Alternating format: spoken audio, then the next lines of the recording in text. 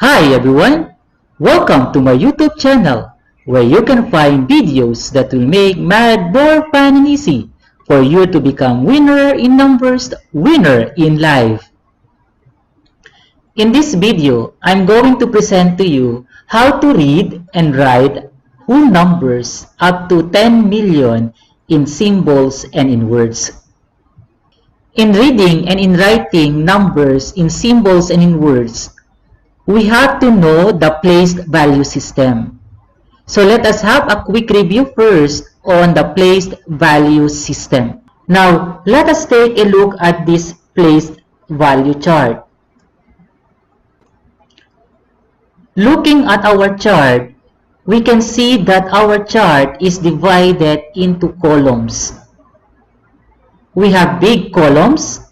We have also smaller columns. The big columns represent the different periods, while the smaller columns represent the different placed values. If we start from the rightmost part of the chart, we have the first period, which is the ones, followed by the thousands, and then we have the millions. Each period is also divided into three smaller columns to represent the placed value. For the ones period, we have the ones, then tens, hundreds. For the thousands period, we have the thousands, 10,000s, 100,000s. And then for the millions, we have millions, 10 millions, and 100 millions.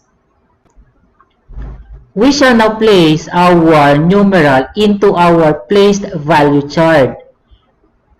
So when we place this in our placed value chart, we have to consider or to remember that we have to start from the rightmost part of the chart, which is the ones period with the ones placed value, and going to the left.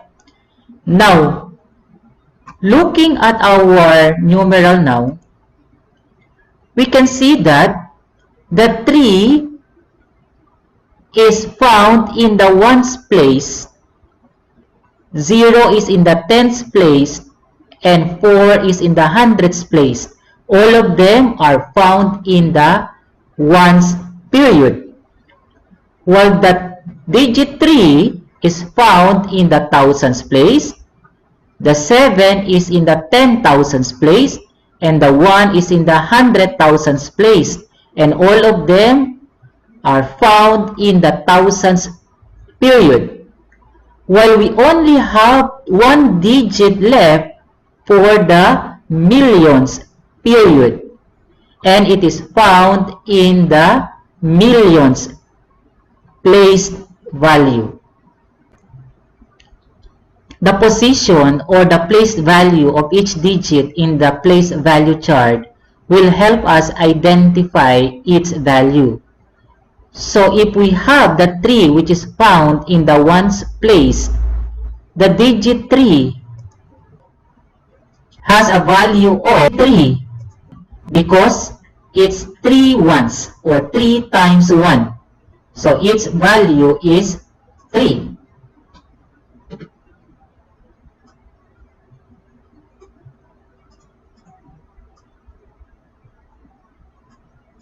Now the digit 0, which is found in the tens place, so it's 0 tens, or 0 times 10 will give us a value of 0. So the digit 0 has a value of 0.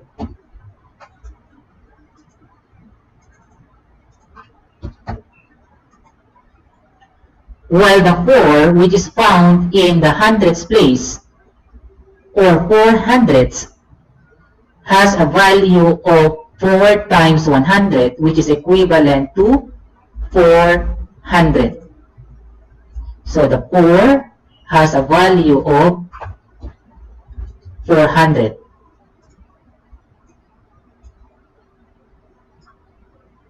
While 3, which is found in the thousands place, or 3,000s, 3 times 1,000, has a value of 3,000.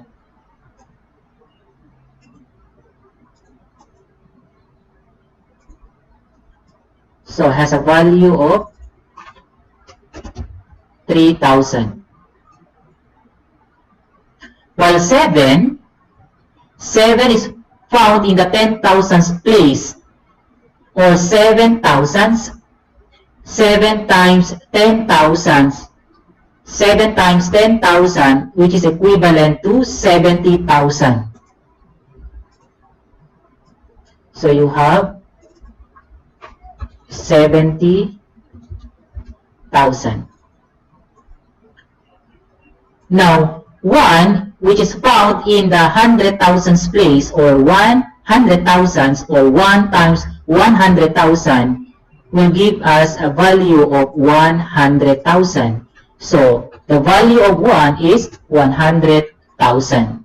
And finally, the digit 2, which is found in the millions place, or 2 millions, 2 times 1 million will give us 2 million. So the value of 2 is 2 million. I will just connect the digit with its equivalent value. 0, we have 0 value. 4, we have 400. 3, we have 3,000. 7, 70,000. 1, 100,000. And the 2 is 2 million. So let us now write each digit with its equivalent placed value. So let's start with the millions. So 2 is found in the millions. That's why you have 2 millions.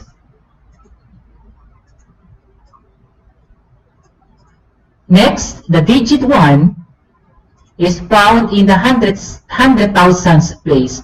So you have there 100,000.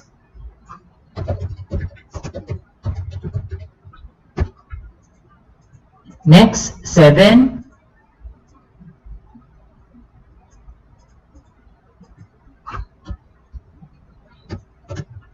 In 10,000s.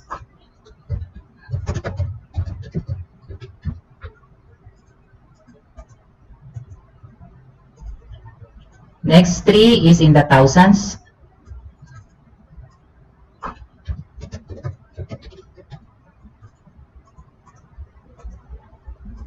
Then 4 is in the hundreds.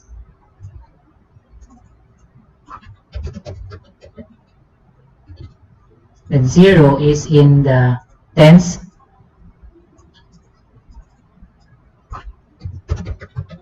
And the 3 is in the ones, or 3 ones.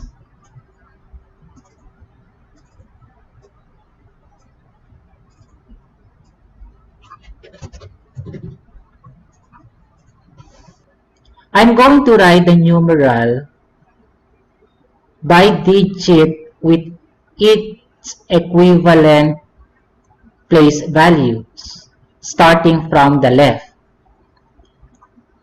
So we have here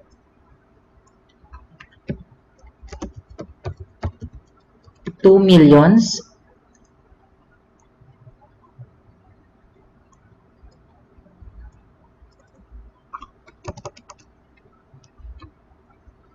100,000s, 7 tens. Remember that I am just simply writing the numeral by digit with its equivalent placed values. 7 10,000s, 3 thousands, 4 hundreds, 0 tens, and 3 ones. Now take note that this is not yet the way we are going to write the given numeral in words. So how are we going to write this in words? So to write this in words, we simply start from the left by reading or writing the number or the numeral per period. So we have to start from the millions period. So we will write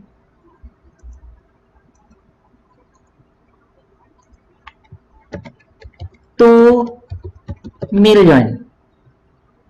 Since we have only one digit found in the millions period, so we have 2 million.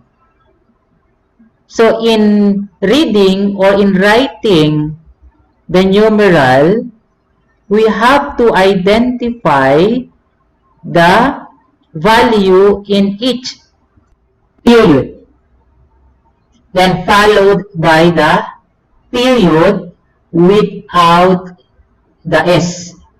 So instead of saying 2 millions, we will say, or we will read it as 2 million. And then we have to go to the next period, which is the thousands period. So to separate the millions period from thousands period, we have to put a comma. So we have 2 million, and then we are going to identify the value in the thousands place, which is 173. So we will write 173. 173.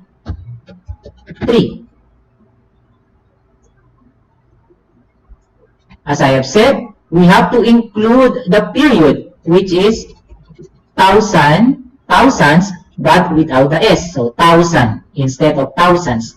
So 2,173,000. And then, before we will proceed to the ones period, we have to put a comma also to separate the two periods. Next, let us identify the value of the digits found in the ones place, 403. So we will write here 403.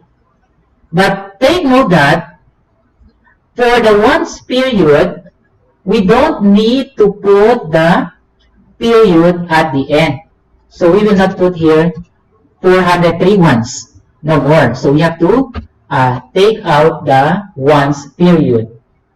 So, but for other periods, you have to include that in writing or in reading the numeral. So, in other words, our numeral is 2,173,403. Now, let us have another example.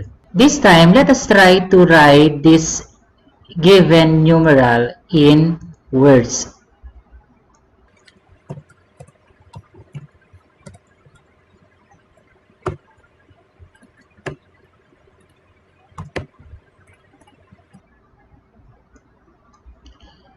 If we look at our numeral, we cannot identify immediately how many periods does it have because it is not written properly. So, for us to immediately identify the number of periods that a given numeral has, we have to separate it by period. So, in this case, so let's count 3 digits starting from the right. in which these 3 digits belong to the ones period. So 1, 2, 3. So you have 0, 6, and 0 belong to the ones period. 1, 2, 3. So the 0, 5, and 4 belong to the thousands period. And we have only digit 9, which is found in the millions place. So in reading and in writing numerals, we have to start from the left, which is now have 9, which is found in the millions period. So the rule is that we have to identify the value of the given numeral per period. So you have 9. And then we have to state the period without the S. So 9 million. And then to separate the 2 periods, we have to put a comma. And then 450. 450,000. Because the 450 are found in 450 are found in the thousand period. So 450,000. And then we have 60, which is found in the ones period. So you have 60. So that's how we read and write this number. 9,450,060. Let's have another example.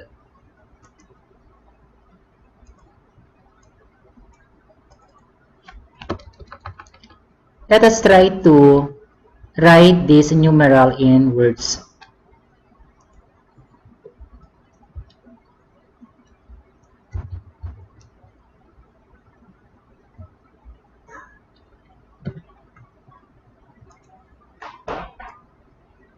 First, we are going to arrange the digits in the given numeral properly by period. So we have here 200 belong to the one period, 000 in the thousand period. 4 digit 4 is in the millions period. So we have to start reading the given numeral from left to right. So we have in the millions period, we have 4. So 4 million, comma. So if you notice there, we have 000 found, 3 zeros or 3 zeros found in the thousands period, in which the value of these 3 zeros is just 0. So we don't need to include that in writing the given numeral in words. So we will not say anymore here 0,000, because the value of 0,000 is 0. So we don't need to include the thousands period. So we have to go immediately to the 1 period. So the numeral in the 1 period is 5. So 5, we don't need to include anymore the period ones or 1. So we have the numeral 4,000,005. This time, let us do the reverse. Given the words, we have to write the numeral in symbols. So let's say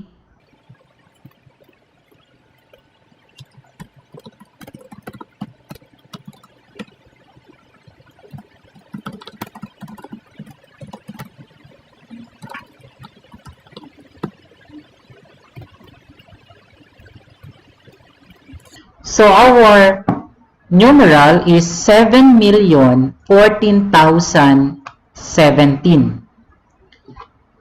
So meaning to say, the numeral has three periods: millions, thousands, and ones. So we are going to write this in symbols using the Hindu-Arabic numeration system symbols. So 7 million. So you have 7.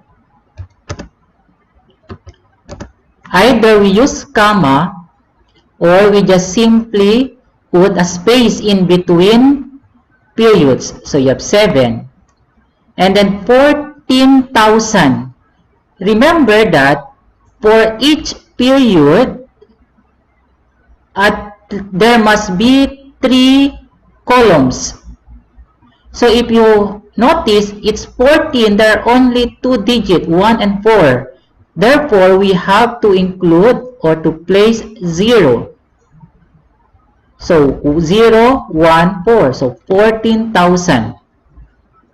And then space 17.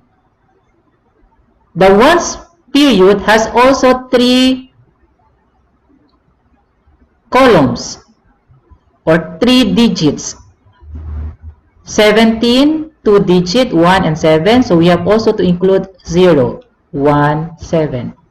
So you have here 7,014,017. Now another.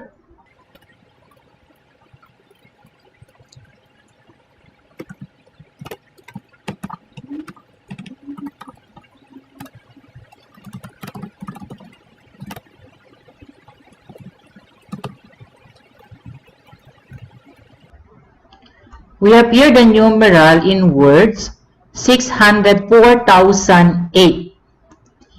604,008.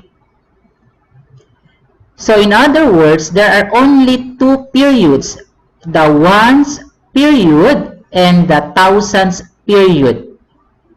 There is no millions period. So in other words, we have here, we'll take away the millions there. 604,000.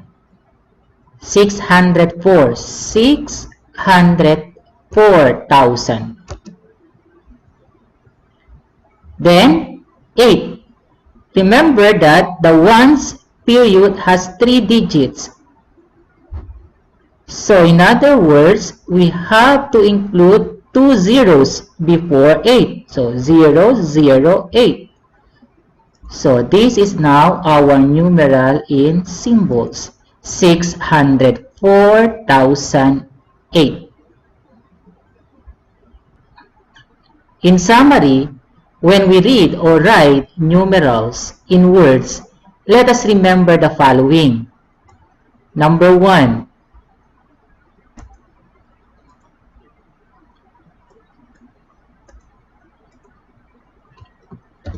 So things to remember when reading or writing numerals in words.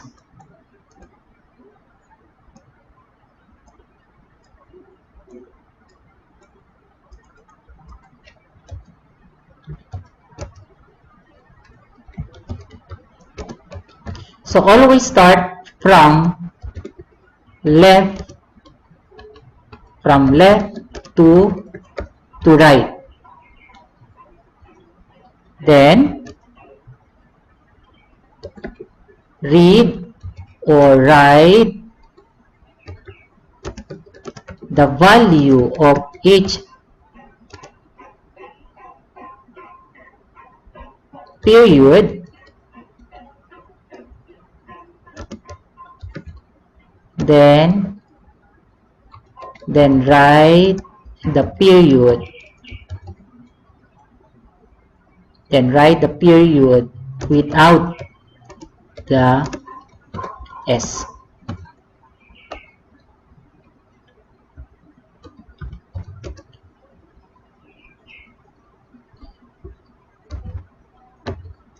We also separate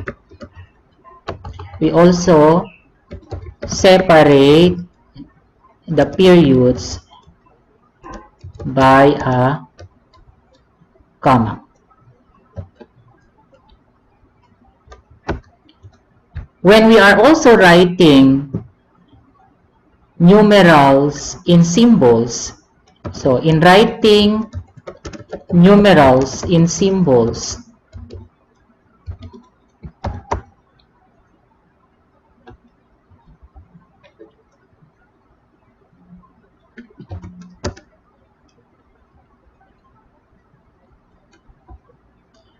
same thing, start from left to right.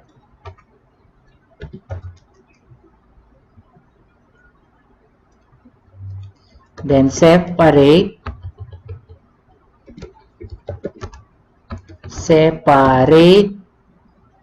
the periods, separate the digits,